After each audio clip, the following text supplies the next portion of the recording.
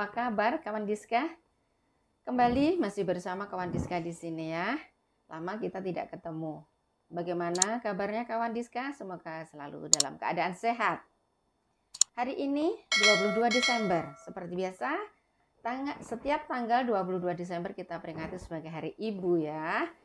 Di mana ibu menjadikan sebagai inspirasi di dalam keluarga. Inspirasi keluarga juga sebagai bagian keluarga yang selalu kita nantikan. Oke, kawan, pada kesempatan ini kami juga mengucapkan seluruh tim kreatif kawan Diska mengucapkan selamat Hari Ibu untuk para ibu yang telah semangat membimbing putra-putri untuk menjadi yang terbaik.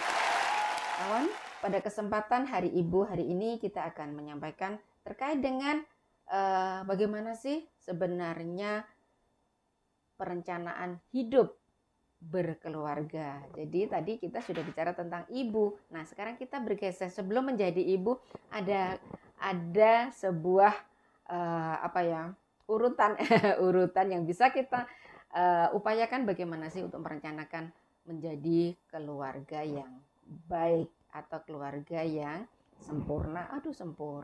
Baik, telah hadir di studio kawan Diska Ibu Dr. Gigi Vitaria Andrini. Beliau adalah Subkor Pemberdayaan dan Peningkatan Keluarga Sejahtera. Apa kabar, Bu Vita? Alhamdulillah, baik, sehat. Alhamdulillah, cerah ceria dengan warna unyu-unyu.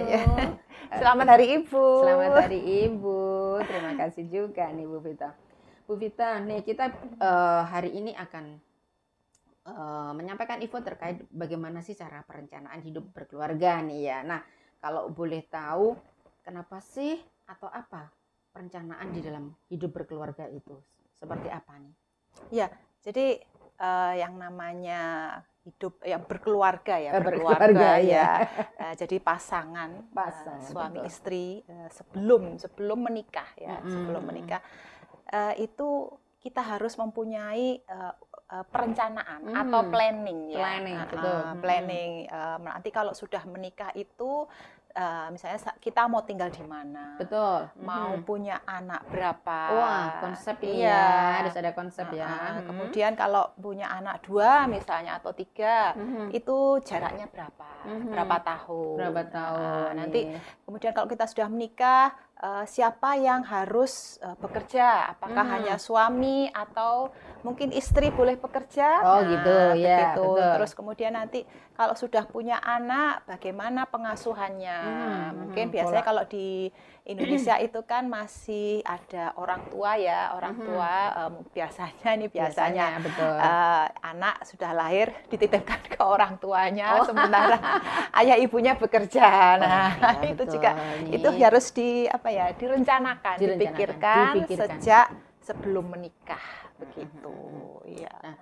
Nah, di dalam sebuah perencanaan di dalam keluarga ini, nah sebagai seorang atau orang yang ingin berkeluarga itu kan merencanakan tadi ya. Merencanakan. Apa saja yang perlu dipersiapkan nih Bu Vita? Banyak ya persiapan yang harus kita direncanakan oleh pasangan. Mulai dari awal biasanya kan ada yang pacaran, ya ada yang ta'aruf gitu ya. Betul. Gitu. Kemudian perencanaan itu dari mulai usia pernikahan. Di awal ya. Di awal pernikahan ya. betul.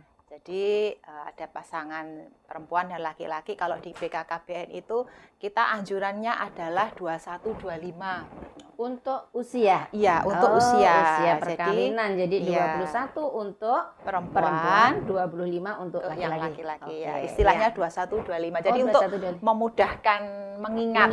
Ya, isinya 21-25. Karena seperti yang kita ketahui kalau ada seorang wanita yang melahirkan usianya masih muda di bawah 20 itu kan resikonya sangat besar sekali. Oh gitu. Ya.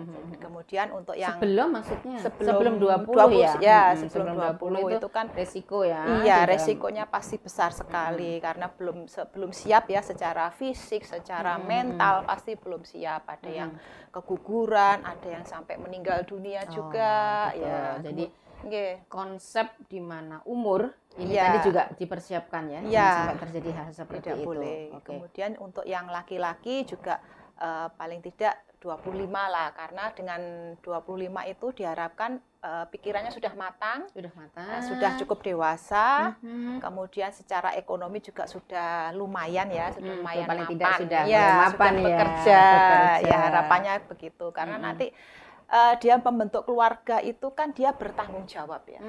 Yang namanya membentuk keluarga itu terutama suami harus mempunyai tanggung jawab yang besar. Bagaimana terhadap dia keluarganya. Betul. Bagaimana dia harus menghidupi keluarga, memenuhi kebutuhan keluarga dari mulai sandang, mulai pangan, papan, ya itu harus dipikirkan semua. Apalagi kalau nanti sudah punya anak, suami harus memikirkan bagaimana pendidikan. Pendidikan anak ya, karena setiap orang tua itu pasti menginginkan anaknya menempuh pendidikan yang setinggi-tingginya. Iya. Paling tidak harapan setiap orang tua itu adalah pendidikan anak harus lebih tinggi dari orang tuanya. Seperti itu ya. Betul. Sekarang berupaya seperti itu. Nah, itu tadi sebuah harapan untuk menuju keluarga yang direncanakan. Nah, kalau boleh tahu tujuan dari perencanaan keluarga ini sendiri apa nih, Bu Vita? Ya, tujuannya supaya kita memberikan pemahaman kepada pasangan. Itu loh, memberikan gambaran ini loh. Nanti kalau Anda sudah berkeluarga, iya, betul. Ini yang akan Anda hadapi itu ini seperti ini. Karena suatu keluarga ya, satu keluarga itu dibentuk, maka kalau dia sudah mempunyai anak, maka dia itu akan membentuk generasi yang akan datang. Iya. Nah, itu yang perlu dipikirkan karena nanti orang tuanya kan tua terus kemudian meninggal. Tapi ini anak yang dia lahirkan itu adalah generasi yang akan datang. Di mana itu juga harus dipersiapkan ya. Iya, betul. Dan harus direncanakan juga ya oleh sebuah pasangan. Iya. Itu sebuah untuk sepasang suami istri tadi gitu. Iya, betul sekali. Karena itu kita yang namanya berkeluarga itu kita menyiapkan generasi yang akan datang. Oke. Jadi selain memberikan pemahaman, mereka juga prinsipnya lebih di pemahaman ya, karena mereka harus paham bagaimana untuk merencanakan sebuah keluarga yang baik. Kemudian pemahaman bagaimana perencanaan terhadap anaknya ke depannya. Seperti itu ya Bu Vita ya. Iya, betul. Nah, kemudian nih di dalam perencanaan membangun keluarga tadi ya Bu, apakah ada tahapan-tahapannya yang bisa kita sampaikan kepada kawan Diska nih yang di sana? Ya, tahapannya yang pertama tadi sesuai usia ya. Sesuai usia, tidak boleh terlalu muda. Paling tidak 21-25 tadi. Ya. Kemudian membina hubungan dengan pasangan itu harus penting ya. Membina hubungan dalam artian komunikasi. Komunikasi, betul sekali ya. Ada suami istri yang satu rumah, tetapi ada juga yang berjauhan ya, karena tuntutan pekerjaan ya. Mungkin ketemunya 1 minggu sekali atau 1 bulan sekali, atau bahkan mungkin ada yang 1 tahun sekali lah. Itu harus dijaga komunikasi ya, itu komunikasi itu penting sekali. Komunikasi. Ya, kemudian merencanakan anak pertama. Berapa nih anak pertama anak ini? Pertama itu umur berapakah atau setelah menikah langsung atau bagaimana itu? Tapi biasanya kalau orang baru menikah tuh pengennya langsung ya. Pengen langsung. Biasanya. Biar langsung ada buktinya gitu loh.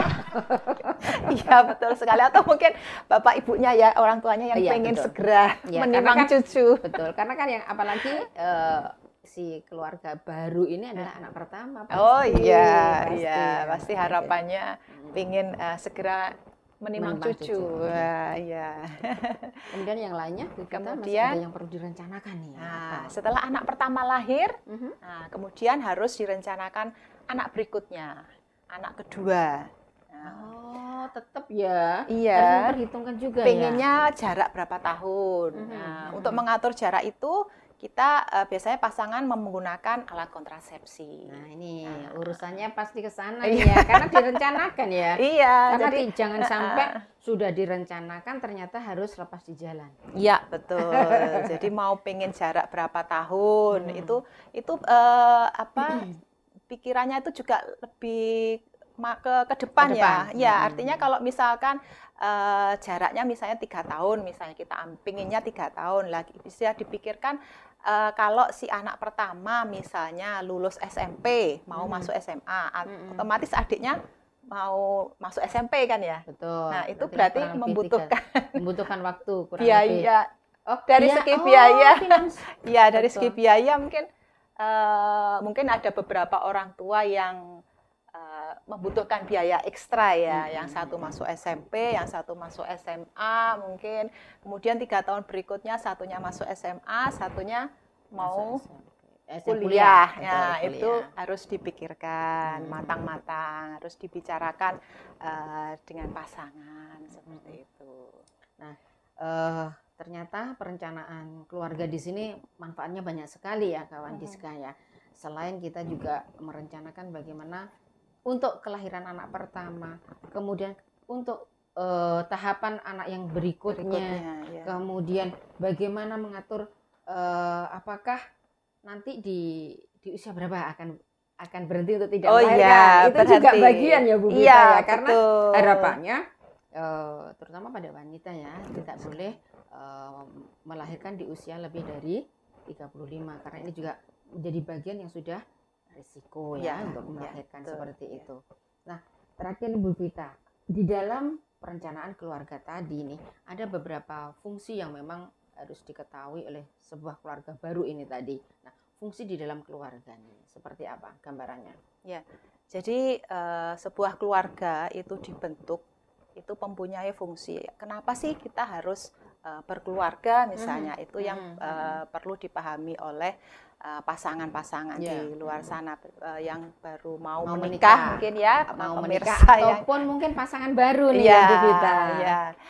Jadi ada beberapa fungsi yang ada di BKKBN. Yang pertama itu adalah fungsi keagamaan. Fungsi keagamaan nih, seperti apa nih fungsi keagamaan nih? Jadi fungsi keagamaan adalah bagaimana kita sebagai orang tua itu harus memberi contoh ya, contoh beribadah yang baik kepada anak-anak kita sesuai dengan agama dan keyakinannya. Ya. Jadi tetap ya pembinaan agama kepada keluarga itu ya, kepada prinsipnya. Anak-anak. Jadi harus memberi contoh, memberi tauladan bagaimana sih beribadah yang baik dan benar pada anak-anak. Ya. Kemudian fungsi yang kedua adalah fungsi sosial dan fungsi pendidikan, di mana orang tua itu juga harus memberikan contoh bagaimana anak itu bersosialisasi dengan lingkungannya. Kemudian tentang pendidikan juga bagaimana anak itu harus belajar, harus bersekolah yang baik, yang tadi disampaikan tadi kan setiap orang tua pengennya itu ya selalu anak itu selalu lebih dari orang tuanya, lebih baik daripada orang tuanya seperti itu. Kemudian fungsi selanjutnya adalah fungsi sosialisasi. Ya, bagaimana dia dengan keluarganya dengan lingkungannya seperti apa, seperti itu. Kemudian juga fungsi yang penting itu juga fungsi reproduksi. Seperti apa nih? Kok fungsi reproduksi juga harus dibahas nih di dalam perencanaan keluarga nih? Ya. Seperti apa? Jadi fungsi reproduksi itu bagaimana biasanya ya kalau di kita ya di Indonesia ini biasanya umumnya gitu ya. Umumnya orang tua itu kadang masih tabu ya, atau masih malu-malu menyampaikan ke anaknya tentang pentingnya reproduksi. Reproduksi secara keilmuan ya. Mungkin kita bisa mengajarkan ke anak-anak yang masih kecil, mungkin balita ya atau SD. Kita harus mengajari anak-anak jangan sampai anak itu mau disentuh sembarangan sama orang, terutama di bagian sensitif. Itu gitu. Kita kan harus mengajari harus anak, diajarkan juga ya seperti itu. Anak harus berani melawan, harus melindungi diri sendiri. Kita ajari bagaimana kalau misalnya ada orang yang mengganggu. Nah, seperti itu. Itu kalau untuk anak kecil ya. Kalau untuk yang remaja atau yang sudah dewasa itu kita juga harus memberikan pelajaran reproduksi. supaya anak-anak kita itu tidak terjerumus ke dalam seks beresiko. Iya, karena takutnya bebas gitu ya. Iya betul, pergaulan bebas. Takutnya kalau anak-anak itu mendapatkan informasi tidak benar, karena kan dengan banyaknya sekarang media sosial iya, ya Bu Vita. Betul, bebasnya media sosial, tidak tersaring ya. Anak-anak bisa membaca lewat YouTube, internet dan sebagainya tanpa ada saringan. Lah itu kalau kita sebagai orang tua tidak memberikan edukasi yang baik kepada anak, kita takutnya anak akan terjerumus ke dalam hal-hal yang salah seperti itu. Berarti fungsi dari keluarga di dalam mensosialisasikan atau memberikan pendidikan reproduksi pada keluarga itu sendiri gitu ya Bu Vita ya. Ada yang lain Bu Vita, masih ada fungsi yang memang harus dipersiapkan nih dalam sebuah keluarga? Ya. Fungsi berikutnya bisa fungsi sosial, fungsi cinta kasih. Jadi kita sebagai orang tua mengajarkan bagaimana kita mengasihi sesama kepada anak-anak ya. Bagaimana kita harus mengasihi sesama makhluk hidup, termasuk hewan dan tumbuhan ya, tidak hewan hanya dan tumbuhan yang ada di rumah kita itu ajarkan kita ajarkan anak-anak bagaimana cara misalnya merawat tumbuhan. Kenapa kok ada tumbuhan ini, apa fungsinya bagi kita. Kemudian kita harus kita menyayangi hewan-hewan yang ada di rumah. Sekitar. Kalau memang itu dipelihara juga ya Bu Vita ya. Betul. Jadi itu kita ajarkan. Kemudian ada yang mungkin sempat saya baca juga, perlindungan terhadap secara ekonomi ini, fungsi ekonomi ini seperti apa? Atau pembelajaran untuk si anak untuk bisa lebih hemat atau seperti apa? Ya betul. Salah satu fungsi keluarga adalah fungsi ekonomi, di mana orang tua itu harus punya kewajiban ya, pasti punya kewajiban untuk memberikan nafkah kepada putra-putrinya, dari memenuhi segala kebutuhan keluarga seperti itu ya. Betul. Kemudian juga di samping itu orang tua juga mengajarkan anak untuk misalnya rajin menabung, betul. membeli barang, membeli barang yang dibutuhkan saja, yang dibutuhkan bukan yang diinginkan. Iya betul. Itu juga kewajiban dari orang tua untuk memberikan pembelajaran itu kepada keluarga seperti itu ya. Iya betul sekali. Nah kemudian nih kepada anak tadi disampaikan bahwa juga harus diberikan pelajaran reproduksi tadi ya Bu Vita ya. Nah di dalam pembelajaran reproduksi apakah memang sudah waktunya atau sudah perlu ya diberikan pemahaman terkait mungkin kalau nanti akan menikah, kemudian sampai pada nanti dia punya anak, bagaimana memberikan perlakuan pada saat orang tua itu kepada anaknya, sampai pada mungkin yang saat ini lagi tren dan harus kita perhatikan sebagai pemahaman program pemerintah adalah 1000 hari kehidupan. Seperti apa nih Bu? Mungkin ini untuk orang tua yang mempunyai putra-putri yang sudah dewasa ya, sudah mau menikah.